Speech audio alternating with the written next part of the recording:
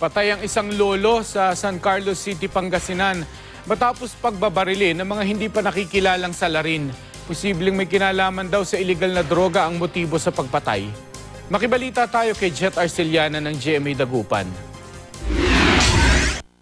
Sa bahaging ito, sa tapat ng kanilang bahay sa Barangay Kaingal, San Carlos City, Pangasinan, nakatayo ang lolo na si Nicanor Gonzales nang siya'y pagbabarilin.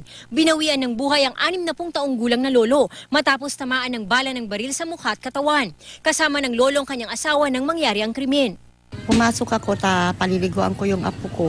Pagdating ko sa may gripo, may narinig akong putok. Nakita ko yung asawa ko doon sa sa harapan ng bahay dyan. Nakabulagtana. Nakuha sa crime scene ang 4 na basyot, isang tingga ng kalibre 45 baril.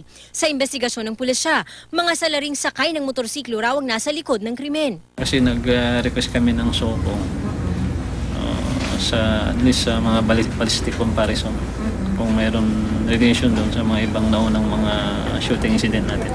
Nakulong si Gonzales noong May 2016 para sa kasong iligal na droga. Pansamantala siyang nakalaya nang makapagpiyansa noong November 2016. Pero sabi ng kanyang asawa, nagbagong buhay na si Gonzales. Ay, sigarilyo ayaw na niya.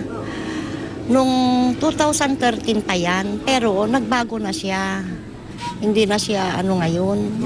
Bumalik yung dating ugali niya. Sa ngayon, kasama sa mga posibleng motibong tinitignan ng pulisya ay ang pagkakasangkot ng biktima sa iligal na droga.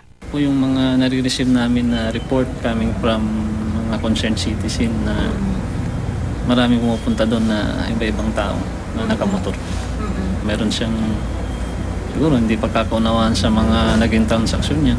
Kaya nauwi sa pamamaril. Jet Arceliana, Nagbabalita, Pilipinas.